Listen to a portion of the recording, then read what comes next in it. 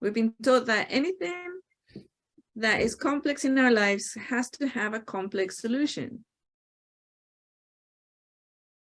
Right? Yes. I remember years ago, I had a friend who had PTSD, very serious PTSD. And I said, actually, you know, this is what I used when I had PTSD and it worked. And it's very simple. You don't need drugs. You don't need any of those other things. Just do this. He went nuts at me, attacked me. How dare you minimize what I have? How dare you tell me that I don't deserve my disability pension? He was from the U.S. Army veteran. How dare you say these things? That's doing that simple thing will fix. You have no idea what I went through. You have no idea what I go through every night. You have no idea. How dare you? Right? I mean, those are the nice words. You actually used a lot of F's and C words, right? When you're talking to me, totally. And I looked at it and I thought, oh, okay. So basically, it serves him very, very much to be PTSD'd. It serves him in ways that you can't possibly imagine. So actually, he doesn't want to cure himself. Mm-hmm. Right? Yes. And it's like, am I making medical claims that the fear processing exercise can cure PTSD?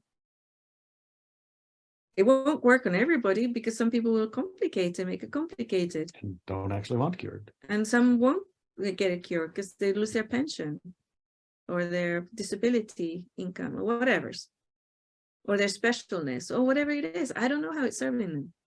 All I can say is it helped with mine. Mm-hmm. Right?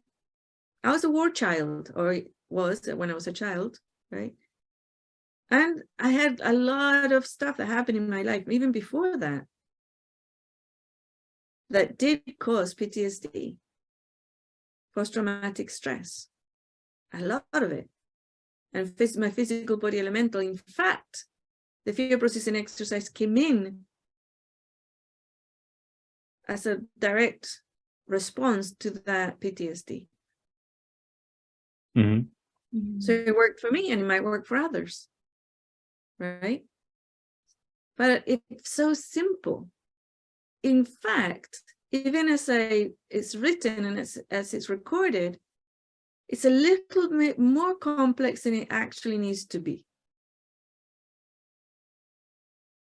Because the way it worked for me was I just give, like, okay, fine, I'm going to stop resisting this petrifying terror. I'm going to just allow it to take me over. It doesn't matter, it might kill me. It's fine. And I allowed it to exist. Mm-hmm. My field. I allowed it to express in my field and in my body. I allowed it. It's fine. I said, let's see how big it is. And I got curious. How big is this? And it got bigger and bigger and bigger, bigger than the world. Right? And much bigger than that after that. And it got bigger and bigger. And then suddenly I said, wow, how big can this get? And I got curious. And then suddenly, poof, it was gone. It's like, whoa, what just happened? That's amazing. What just happened? Okay, I'm going to try it again tomorrow. Tomorrow came, I woke up, and that petrifying fear, terror was not there.